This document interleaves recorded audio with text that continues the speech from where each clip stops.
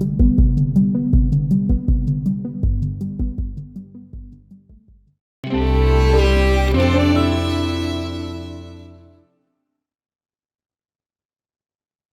afternoon.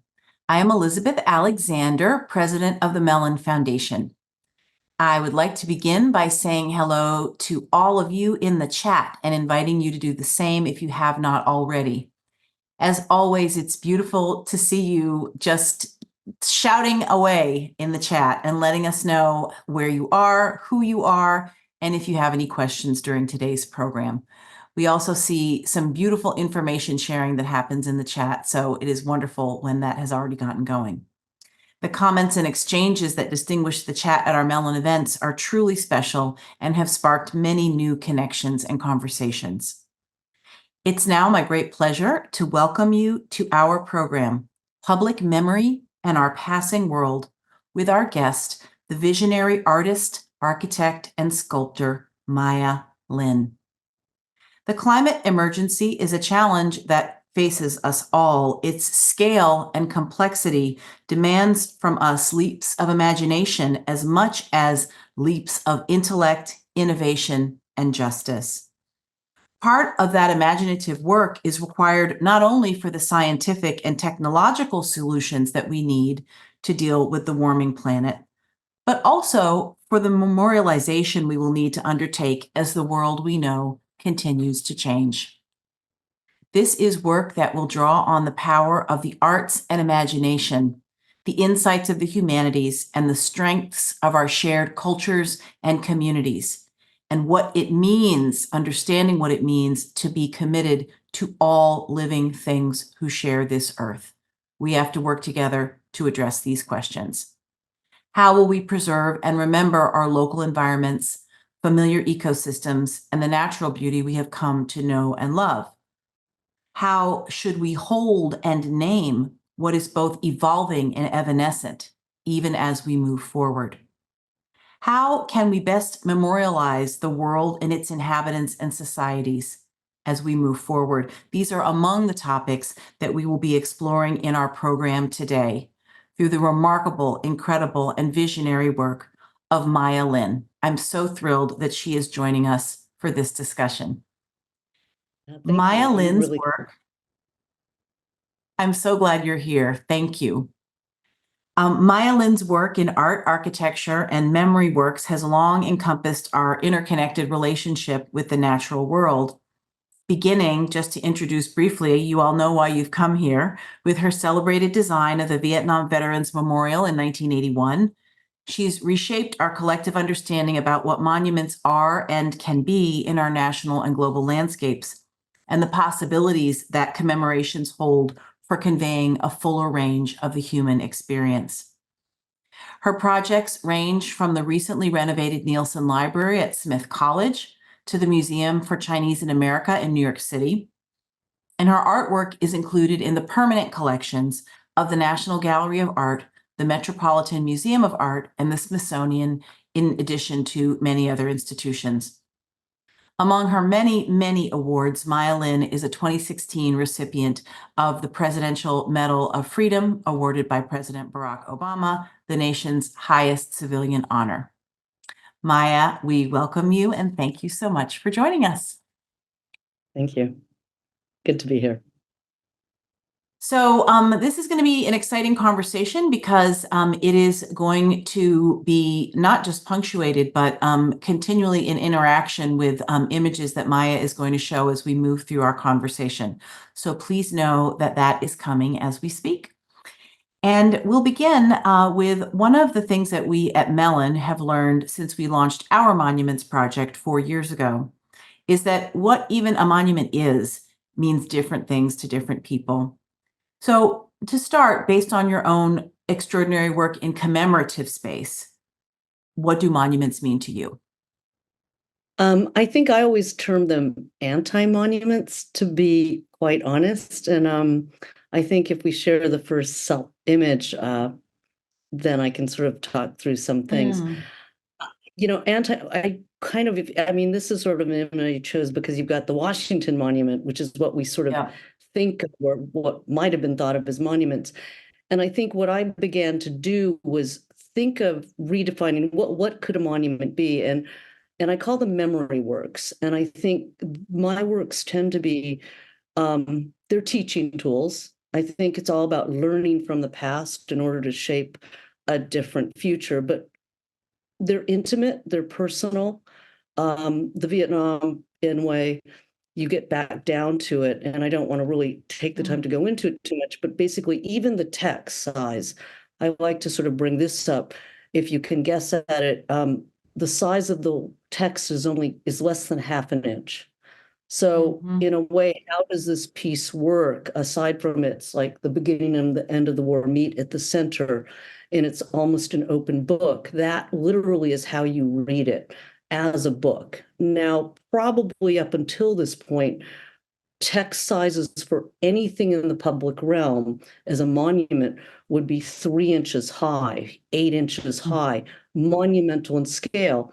And I've always said that in a way, that will also get you to read it like a billboard, which is a very anti-personal space.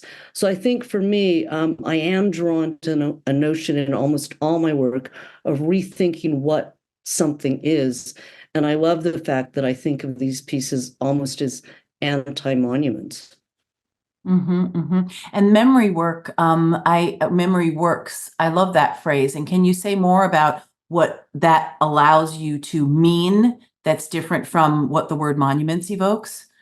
Well, I think, and again, let's say that I'll have done 5 in the series. As an artist, I tend to work in series.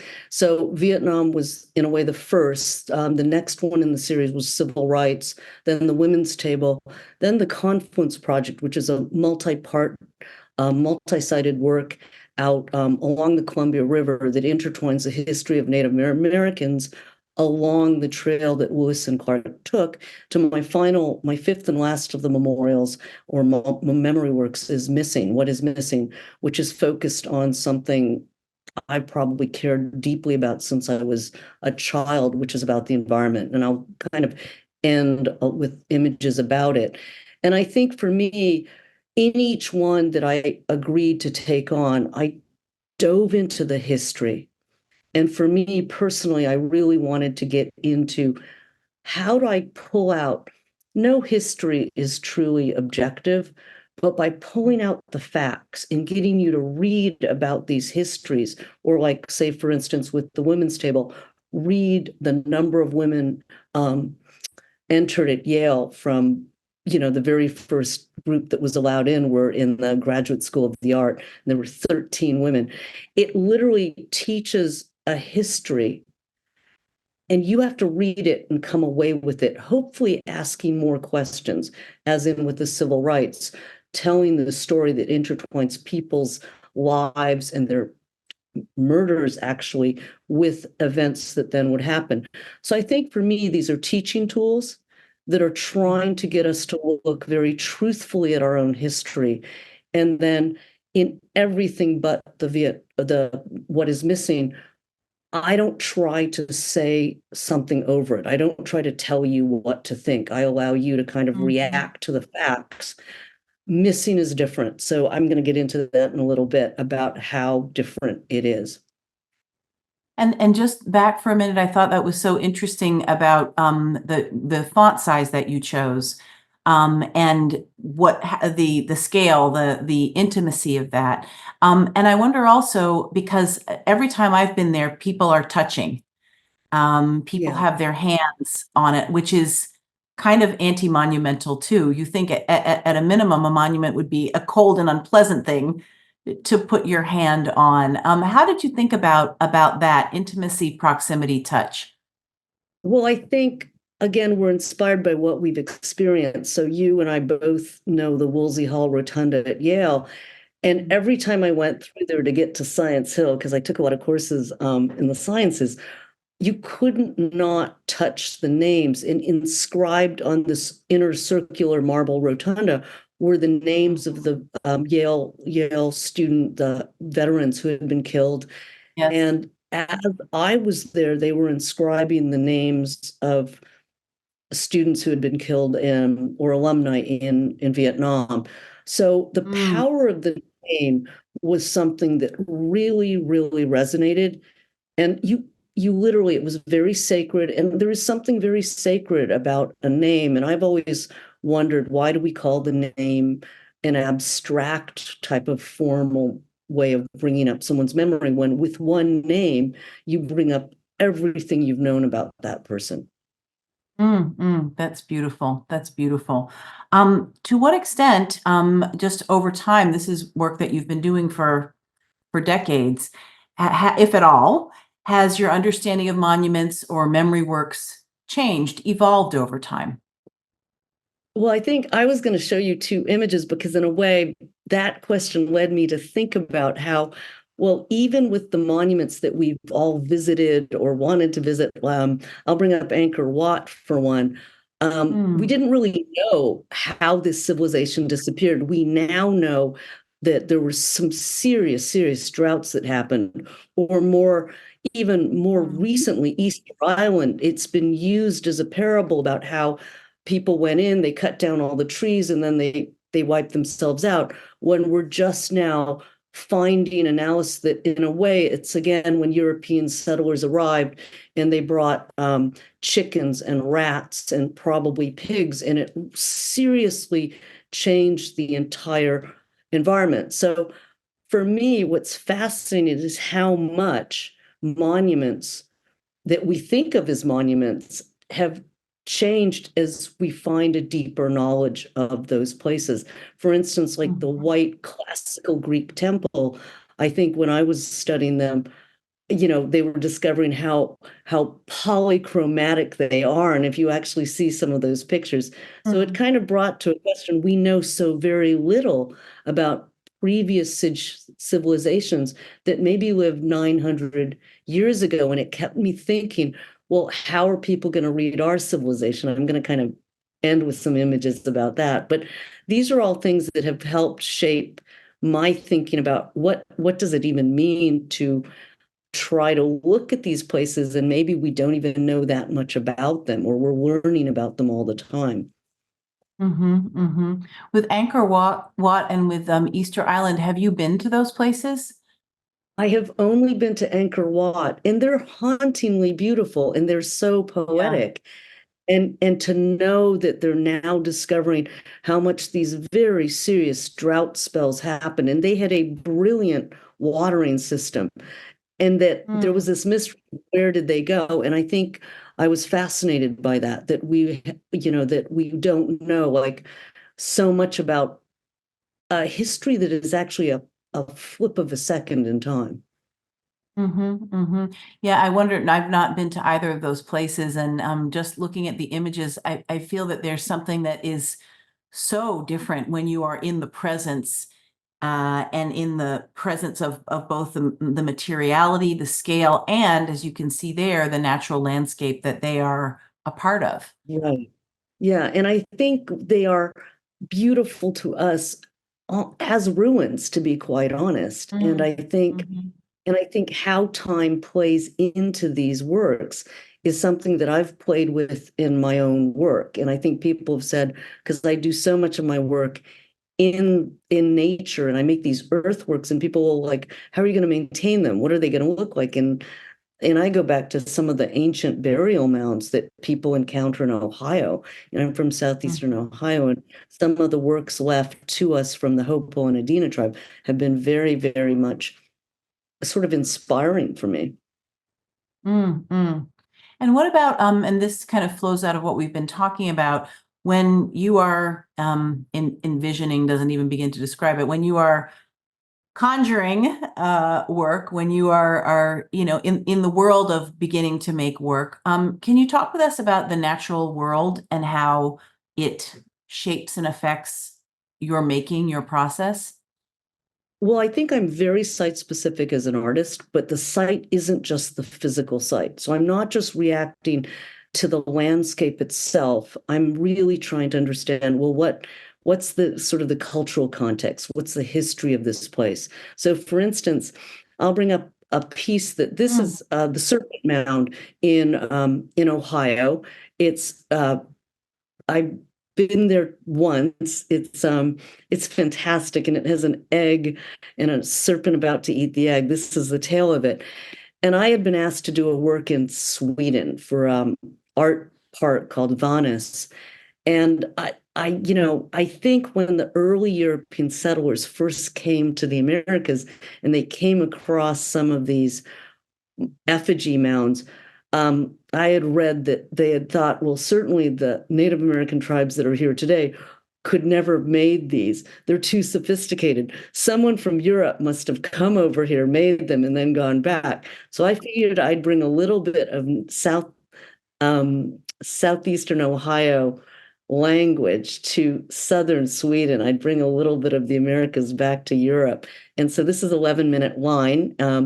Why? Because it took me 11 minutes. And it's an earth drawing that, in a way, I wanted something that could fit into the landscape, but I'm reacting to not just this open field. I wanted to create sort of a tie to history. And in a way, what I was bringing as an artist to southern Sweden, when the cows aren't in the fields and they like to walk on it because they like to be above high, they are allowing people out on it.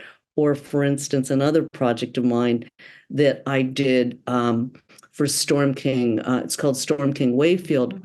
I was not just bringing my own aesthetic, but I was responding and reading the far hills.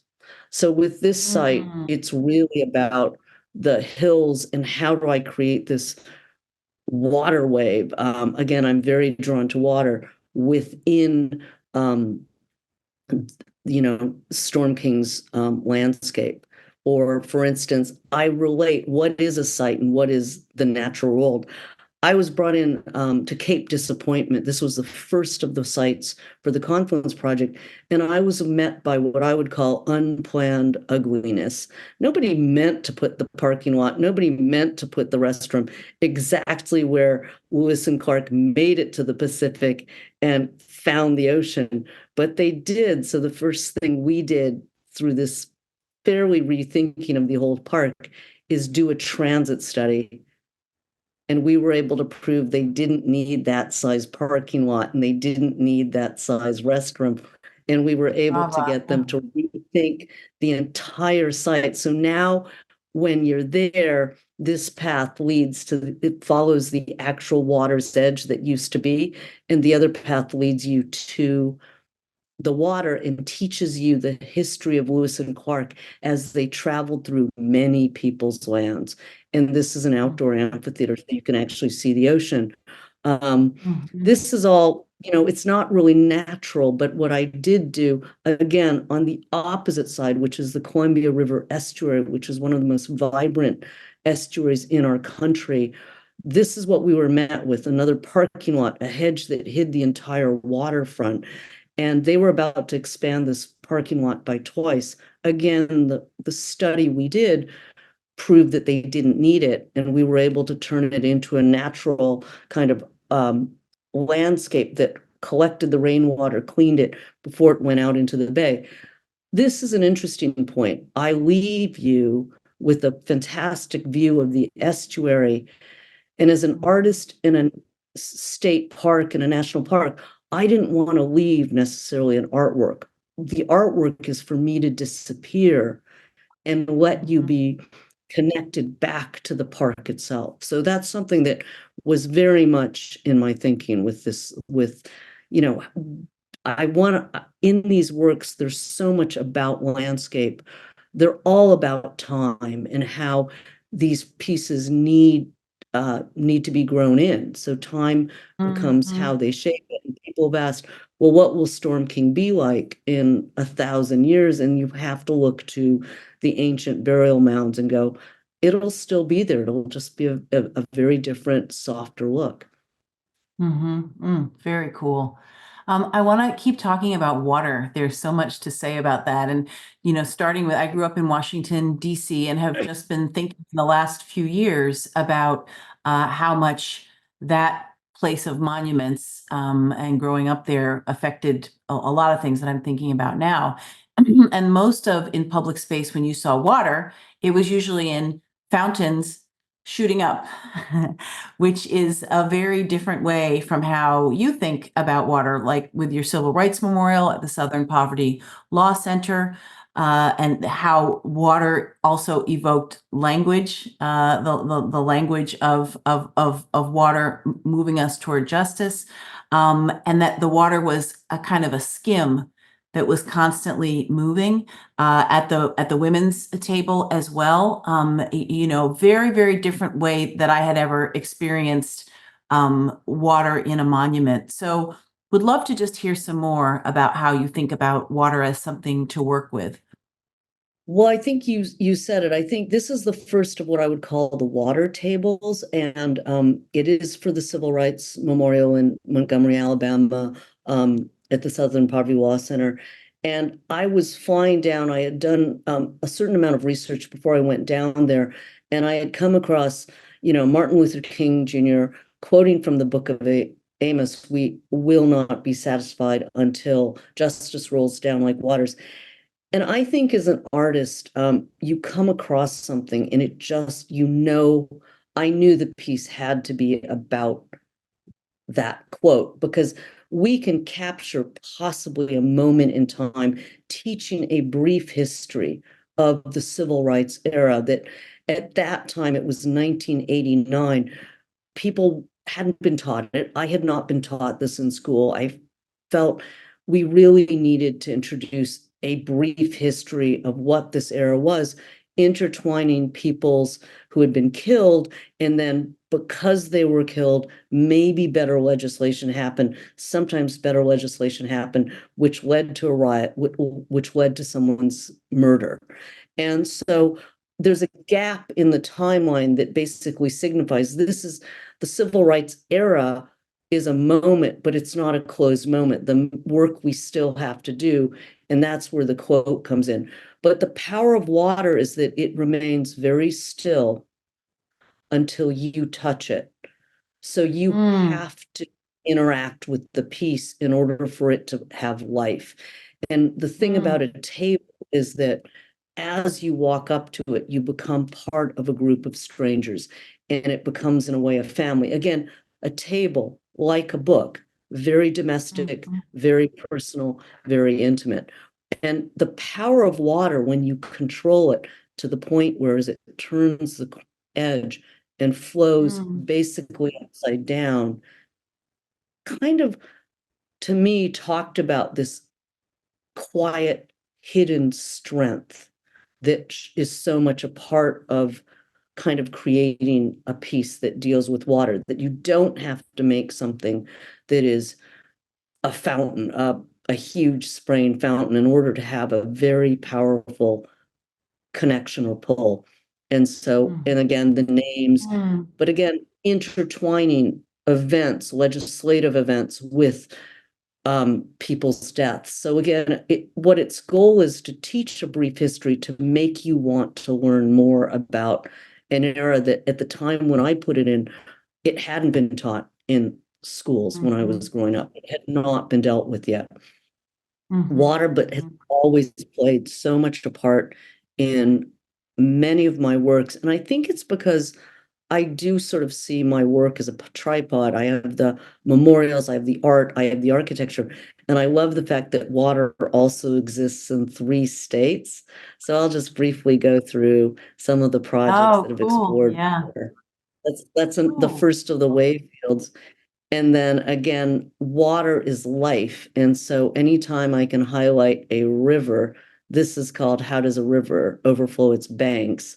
And it's the Mhm, Ohio River as it begins to flood because of climate change. So on the right-hand side, what's on the wall is the stream. And then, of course, at some point, a river and all the tributaries just breaks its banks and then becomes a flood. So this was for a show at the Wexner Center with Anne mhm, Hamilton and Janie Holzer, 3 women artists. And I took over one whole gallery. They all did the same. And so for me, this is how does a river overflow its banks? It starts as a normal river.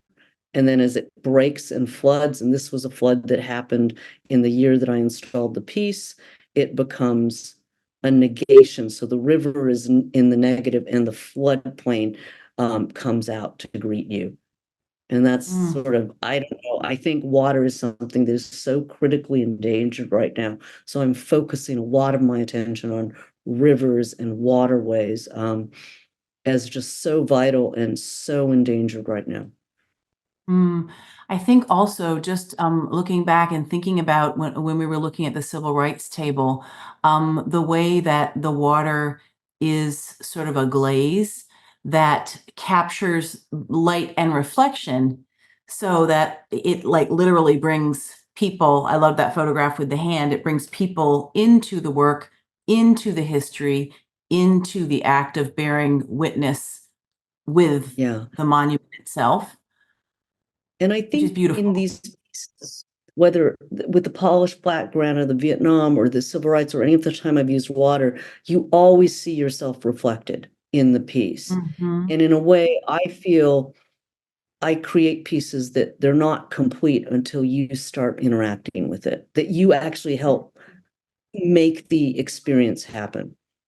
mhm, mhm. Yeah, I think also looking at some of the pieces and your interest in rivers, it makes me wonder. And I'm always think to literature. So I think in a lot of African American literature, Toni Morrison talks about, you basically like you can't reroute the river. That the river is the truth. The river is the Right. history. And Yeah. that there are many historic efforts to reroute the river. But Right. there is still a way in which it tells a story of the land and its inhabitants. And I think the power of that river and the power of water, it can be, it's like, look at the Grand Canyon. It's like over how many Mhm, million years, look at what that quiet power can do. And I'm really drawn to that really subtle, kind of almost quieter vein. One could argue that some of my works are too subtle and you might not notice them, you might go right by them. And maybe that's me wanting you to pay closer attention always, that I'm not going to shout mhm, it out. But it's also my personality as an artist. I just would mhm, prefer to kind of barely put something out there. And then, when you whisper, people have mhm, to lean in to kind of hear you. And I think there's something important about that. Whereas if you shout it out, it's a very different relationship to interacting with the mhm. piece. Mhm. And so we could keep talking about water. Maybe we'll come back to it because it's so beautiful. But in thinking about how you have transformed the ways that we even think about monuments and memorials, and here there were a number of things I wanted to ask you. You were going to show us some slides about the changes that you've seen as you've created works in different parts of the country through your career. So we're talking Yeah. about Americanness. Yeah, and I think for me it was like the women's table at Yale is one of the first because it doesn't deal with so much a memorial about death so much as it was there to memorialize or commemorate women at Yale. And I didn't know what that meant. It's like they wanted something that would commemorate the 20th anniversary of women at Yale. And I started doing all this research. And it turns out, of course, women have been auditing courses and then they were allowed first into Mhm. the art school and then into the law, other departments. And there was a phrase I came across, and it was the women were termed silent listeners. And I went, oh, that's depressing. Oh, So I asked mhm, the stats department, like we're muzzled, can we count the number of women enrolled at Yale from when there were none to the year in which I put the piece in? And it's the mhm, only sculpture of mine with the footnote. And you're going to love why. It's because the stats department could not determine the number of women enrolled in the law school because the law school, when they started admitting women, didn't want to admit they were admitting women, so they would put their initials in. So there's a guesstimation of an averaging of is if it was an initial, what are the chances it was a woman or a man? So there's a little footnote on that one. But in that sense, you're beginning to see me really evolve into factual scientific data to tell a story. And you're going to scratch your head. It's like, well, what is this spiral of numbers? And it's also a spiral because, again, it marks a beginning. But of course, there is no end. But it really marks when you begin again to tell kind of a truth of a history, it marks the women emerging into our society. I Mhm. couldn't resist. This is again on the estuary side of Confluence at Cape D. And this was my first site visit, and I could not believe, and that end of the parking lot was this rusting stainless steel fish cutting sink. And when I was doing this project, the Chinook tribe, there were tribal elders that came to visit me, and they were like, excuse us, because it was all about, Lewis and Clark's 200th anniversary. Excuse us, Lewis and Clark didn't discover this land. We were here. And that's why they had come to me. A lot of them were Vietnam vets, and they felt I could share their story. What I find magical, and I think this is something that as I've done these works, I knew the fish cutting table was something I wanted to focus on. And there are these Mm, beautiful column basalt forms that I pulled. What I didn't mm, know when I knew I was going to rethink that fish cutting platform was that the creation myth of the Chinook tribe is of cutting a fish the wrong way. And from the blood of the fish springs an eagle who flies off to a mountain that you can actually see from that fish cutting platform. And the mm, eagle lays an egg, it hatches, and the first peoples are born of the Chinook. So as you now cut your salmon, you get to mm, read about the creation myth of the Chinook um and of whose homelands you're in. That's beautiful. I'll just go, in my last Yeah. kind of piece that dealt with memory and loss is, of course, Ghost Forest in Madison Square Park that stayed up for the course of a year. And so I think I've learned that memorials, my work in remembrance and in the past has really evolved. And what I'm doing with What Is Missing talks about ecological loss in many different ways. So that's sort of something. But I'm very Mm, fascinated by tree rings, and I don't know where that's going to lead me. They're so beautiful. And they too are books. If Yes. speaking as a book person, they too are books. Um, if you could talk some about materials and materiality and design, and some of the things that you've noticed in the commemorative landscape in the United States. I think the memorials have really jumped out of what we think of them, and I love that. And I think like the AIDS memorial quilt is just something that was so powerful and so moving. And again, it's to me one of my favorite. Yeah, it's such a wonderful piece, and completely different form from what we're thinking of what's cut in stone. So it's both tactile, not temporal, but very in a way handmade fabric and just so powerful. Or for me, so much about what we're discussing now. This is Nina Simone's childhood home.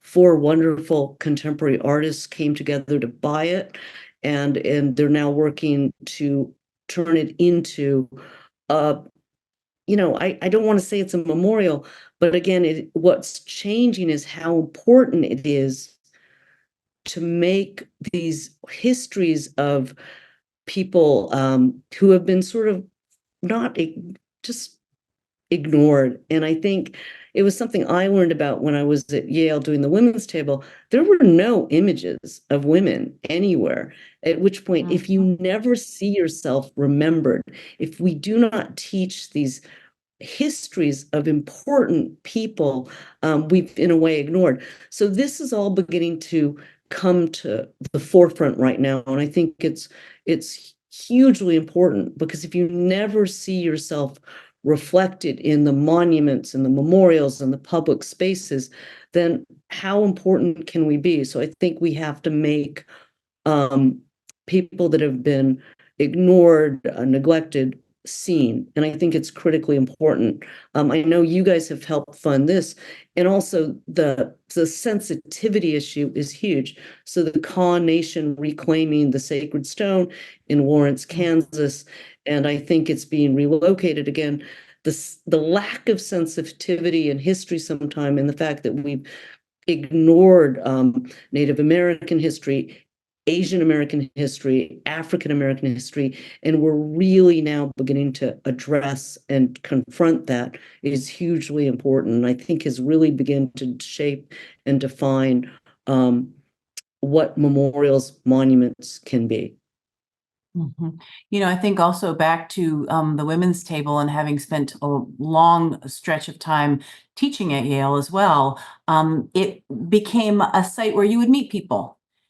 People would Yeah. say, meet me at the women's table. I mean, I think that there's a gathering, a convening power. You know, sometimes there were protests around the women's table. Sometimes it's just where you'd walk to class with someone, but everyone came to use the language of that new memorial. And so I think that's interesting when you think about what is our sense of common language, of lingua franca, of common history, and of what it means to, surface the history of a place for all time. I agree. I mean, I think it is so critically important. And I think, for me, as I was at Yale, I did think, there were all those stained glass windows, and it really drove me crazy that there were no representations of women. I think I suggested one from, why can't we have a contest and have decals made so we could add new images? And so I don't know, it just brought me to something that I'll just show. So I don't know, a few years ago, Yale dining worker employee broke the window that was on the left. It was in Calhoun, and it was in, Mhm. and he was fired, and then Yale decided not to press charges, thank God. And then he was rehired. But just I'm paralleling it with the Faith Ringgold stained glass window that is now put in. 16 of those older, very offensive windows have been removed. And I think it's critically important. I think the dining worker who did it said, maybe violence is, not to be followed. And I'm not condoning that, but I do think we should be outraged, and we should really question the histories that have been portrayed that are so denigrating and hurtful in a way, and that we can be more, we have to be inclusive, we have to be equitable, we have to start teaching a history that really shares our collective histories, not just be limited to what was there. I mean, I think this is the dialogue that is currently ongoing, and it's critical that we have this conversation. I And wanted to those bring just up to make one. sure that Yeah. everyone, yeah, well, just to make sure that everyone knows what they're Oh, seeing. So in the stained glass window, it's scenes of enslaved Black people picking cotton that ringed the dining hall. So that's what, did you notice that? Did you think about that when you were no, an undergraduate? I That's the never thing. saw Yeah. that. I don't, and yet, and it's just so hurtful, and I think it just these conversations have to happen in a way. Yeah. The outrage has to happen. Maybe, I like what the employee said who did it. He said maybe violence isn't the right, you don't want to condone that, but at the same time, to be made aware of it and then actions made are really important. I think, uh, this is a memorial that I just brought up. I have not been there. It's also in Montgomery, the Memorial Yeah. for Peace and Justice. 4,800 people were murdered, lynched. And, I look in hindsight, I created the civil rights in 1989, 35 years later. And when we were doing it, it was the first time you saw a collective history. And this memorial,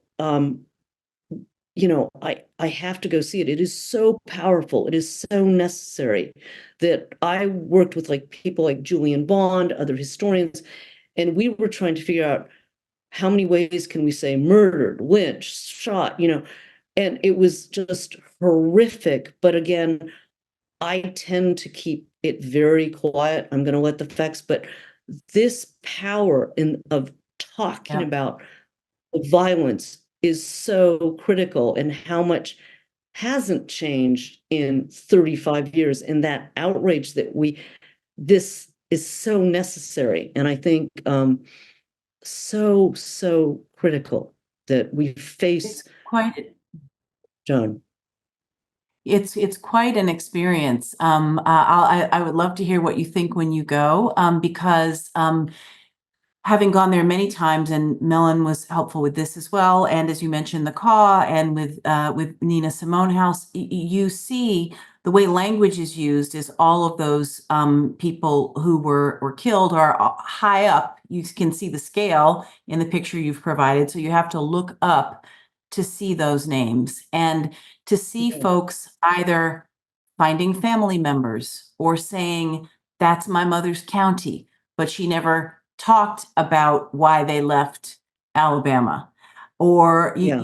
all that happens not only in the bearing witness, but also you've talked about the teaching power of memorials in the being with other humans in that space, seeing how they interact with that history. Yet another layer upon layer of history is written as you visit it. And I think this is where monuments have gone, and in a way, it's fantastic. I look at this and I go, oh my God, it takes my breath away, and I haven't even seen it. It brings me to tears. I mean, that's what I mean by taking your breath away. It's just the scale of it, the power of it. And I'm just reading, and so I want to go and see it in person. Um, some of the Holocaust memorials in Berlin have that Mhm. effect, where they're just Mhm. so painful and so powerful, and they really make you feel that history. And someone actually in the chat just wrote that they found a family member at this memorial. So, Yeah. so that we can get to questions, because there's so many of them from the audience. Maybe you could take us from, I mean, this would be a whirlwind tour, but if there was another word about the Vietnam Veterans Memorial, but to get us to what is missing. I'm gonna do just a very quick part of it, which is, Please. in a way, the Vietnam Memorial dematerializes the object. It was never, to me, a heavy stone wall implanted into the earth. I cut open the earth and polished it. It's a geode. So even with my first work, I was rethinking again that heaviness, that idea of what is a monument. It's this massive, scaled, heavy thing. So there was a dematerialization and a rethinking of what a memorial could be. I put a book out in full view. I used time. And missing, again, it says, what if we could make a memorial be multi-sided? What if it's like water? It's free if you invite it in. It can be a temporary exhibit. It can be a permanent work. It can be a temporary artwork installation. So in a weird way, they're both rethinking what the form of a monument is. And I think for me, this is just you can't hear the bird sounds, but this was called the empty room. You would Mhm. walk into a black box and hold an animal or place that was disappearing and learn about it. So in a way, the heart of what is missing is a website. So it completely dematerializes itself. And I think I'll just end with that so we can get to some questions or we can talk, but it's definitely, there's a typo in devastating, oopsie.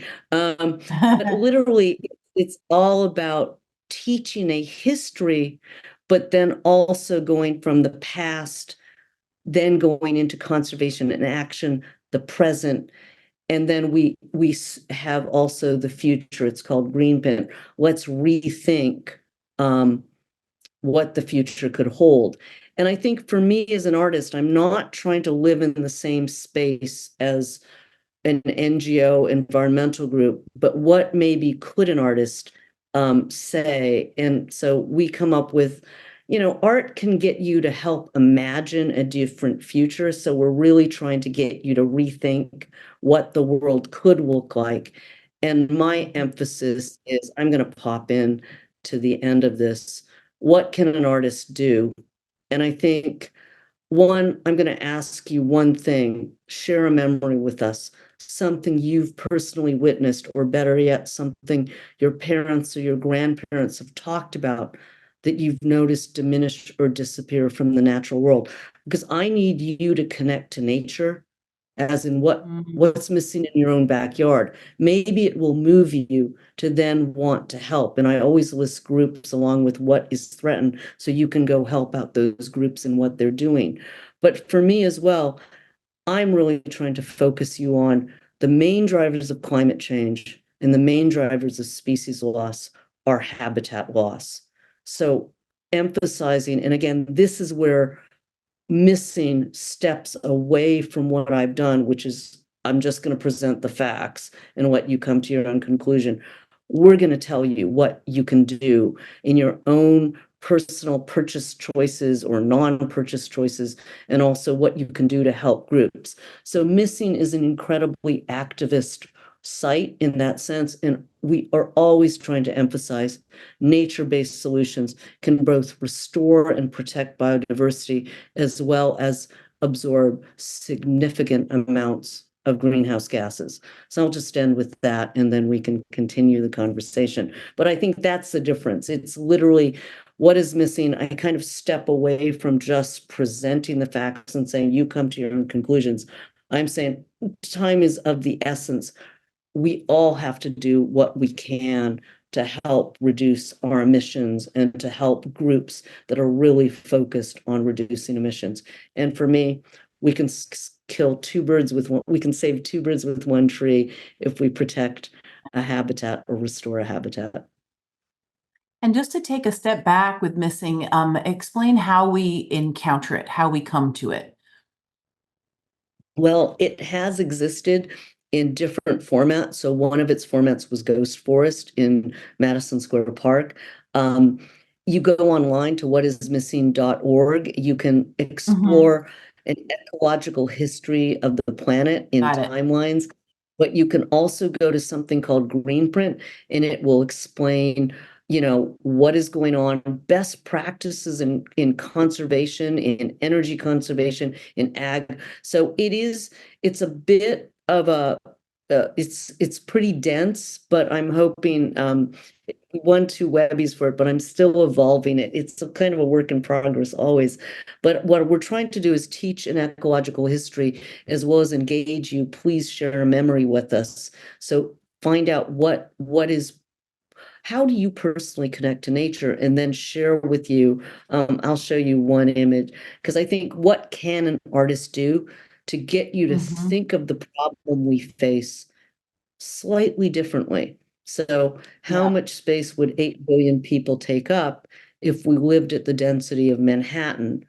And most people don't realize we take up the state of New Mexico. Um, and people don't say, I don't want to live like that. They go, that's it. So I think what can art do? Maybe I can get you to rethink the problem we face. Maybe it could be more scalable.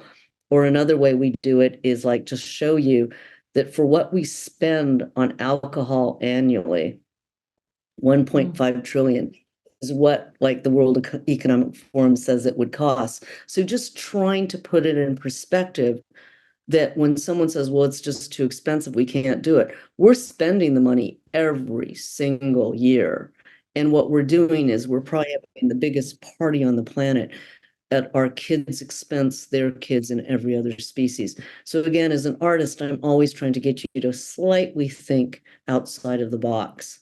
And Mhm. you can't resist looking at how for what we spend on tobacco is what it would take to implement nature-based solutions, which would save biodiversity, and significantly reduce emissions. So sort of that missing is a very, it's all on the website. That's under the what ifs. And it really gets you to sort of think outside of the box and go, oh my God, it's what we spend on alcohol is what we need Yeah. annually.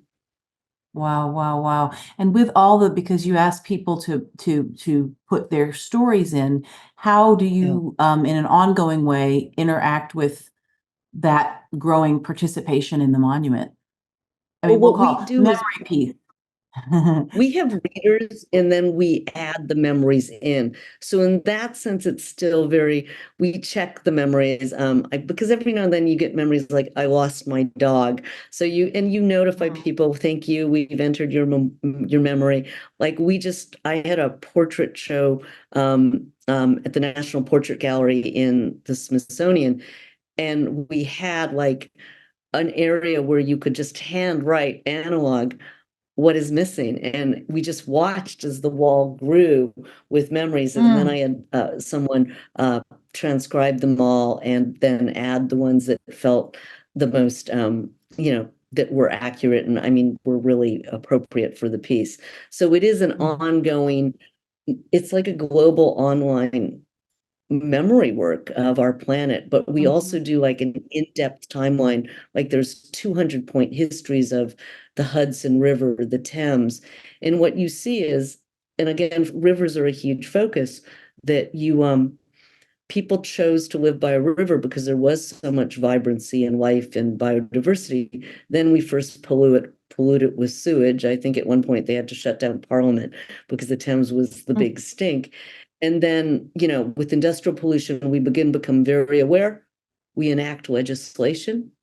And then lo and behold, the Thames is the cleanest it's been in 400 years. The Hudson River, the oysters coming back, the seals. So what we try to emphasize with these in-depth timelines of species, cities, rivers, is how much conservation, nature's resilient. If we give it a chance, it will come back. So there's a real emphasis on all the good that is being done and what has to be done. Because I think, again, we don't realize because we're in our own little silos of what we care about. And this is something that we all have to participate in, and we all have to understand what our impacts are. And but how much if we begin and start protecting the planet, it can help heal itself. It can help heal us. Well, let's turn to some of these questions. We're going to zip through a bunch of them. But this one, we don't have a location, but this question is, could you talk more about how you worked with community members? For instance, the Chinook fish gutting table piece, how involved were they in your process, community engagement in your process? Well, I was brought in by a foundation called the Confluence Project, which on its board had members of the tribal elders of many of the tribes. They would convene. In fact, some of our convening sessions were the first time many different tribes came together because there were so many tribes along the Columbia River within the state of Washington. This was a project in the state of Washington. What I tried to do, and with every site of the 6 sites that we were selected, we were invited in by the tribe whose homeland we were in. Each tribe then did a blessing ceremony of the site before we got started. And, we would go back and forth with questions. And I tried to, with every single site, incorporate part of the blessing ceremony into the final work because I didn't want to just have this piece be about the past, what was lost, but you wanted to engage and make it about, in a way, the interaction with each group. So with the Chinook, they blessed the site and they read a poem, and it was the refrain was always asking nature to teach us and show us the way.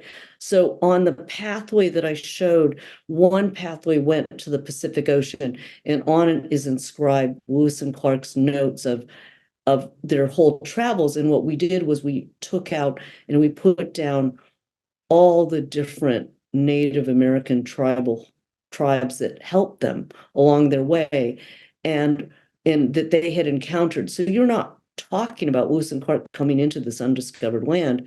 You're talking about using Lewis and Clark not as a noun, but as a way of looking at a moment in time. So even in that sense, trying to teach a deeper history.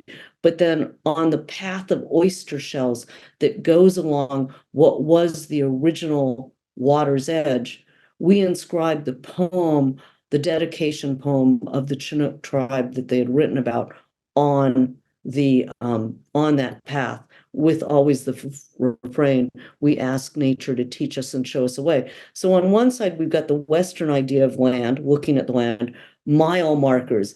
I've gone 3 miles today, this latitude, this longitude. And on the other side, you have the Chinook tribe asking nature, invoking nature to teach us and show us the way. So throughout each site, we were, in a way, the Confluence Project were actively engaged and would bring me in for these meetings and talks and blessing ceremonies. And what I found fascinating was, with every single ceremony, an eagle would fly over us. And at one point, I turned Oh my to goodness. one of the tribal elders and I said, like, isn't this incredible? And he said, well, no, of course they would come.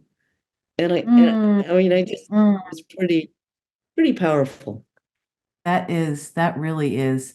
This question from Cambridge, Massachusetts. I'd love Maya Lin to speak to permanence versus ephemerality in how you think about memory works and your work.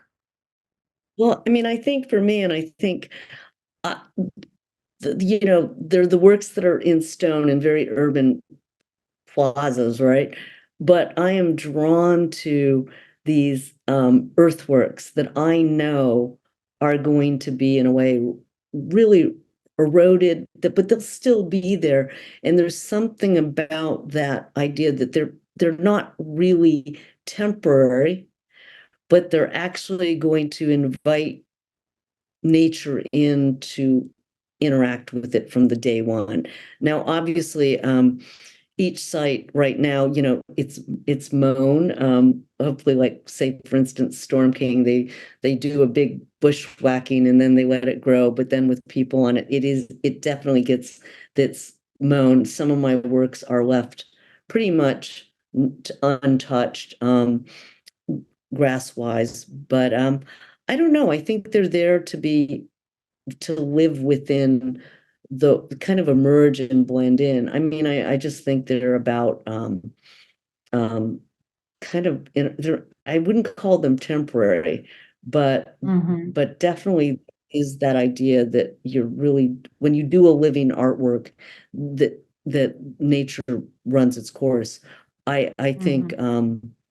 I have done, like, Ghost Forest was a temporary work of mine, and it took Mhm. me 7 years to figure it out, because I actually don't think in terms of put it in and take it out. I like these pieces to dwell in and become a part of the landscape in that sense. And so it took me a while, and I wanted to do something that would actually go in easily and come out easily.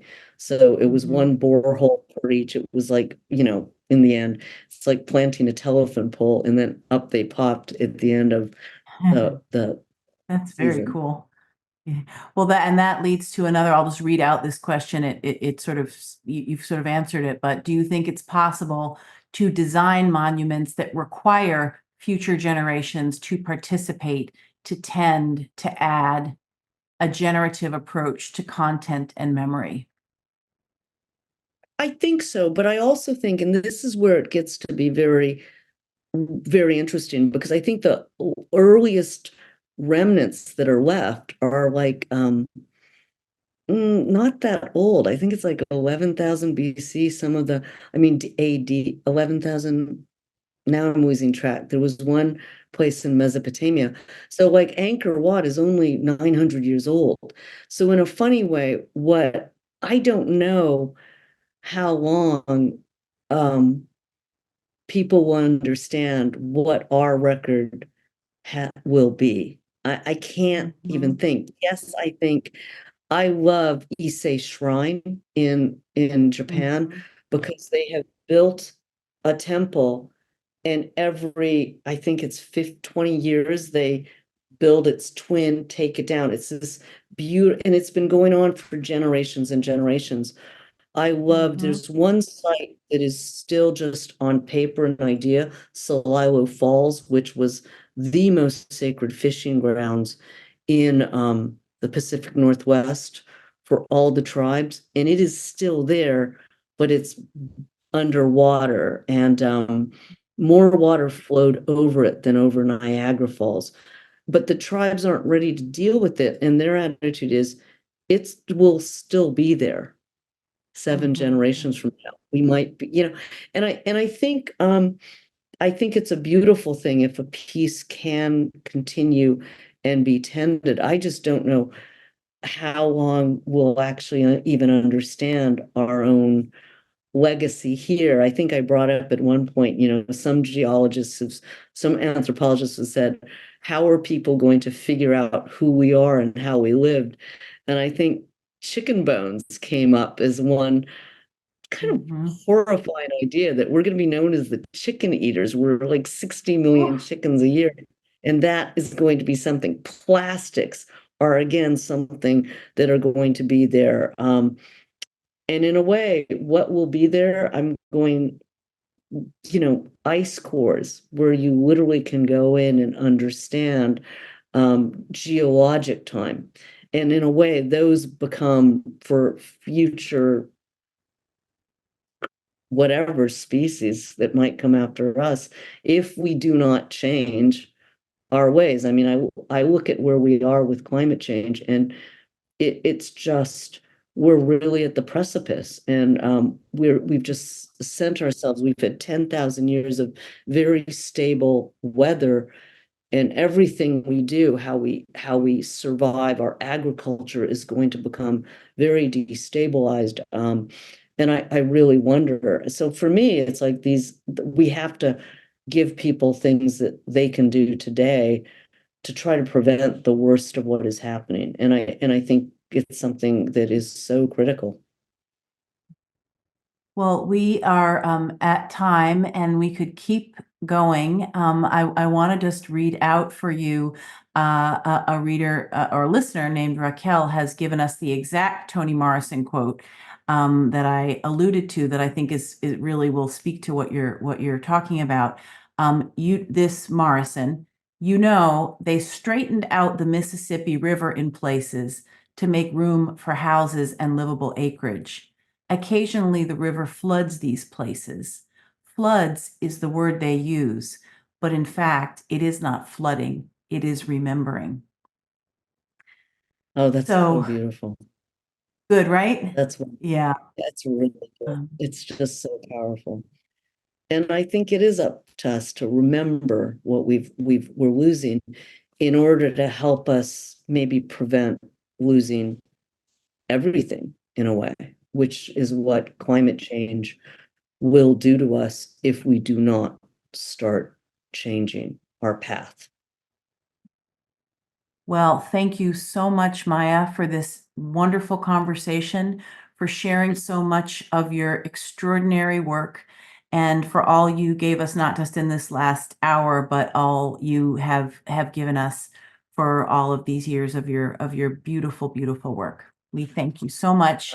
And thank you, everybody who's been listening and participating and who came to join us today. We look forward to seeing you at the next conversation.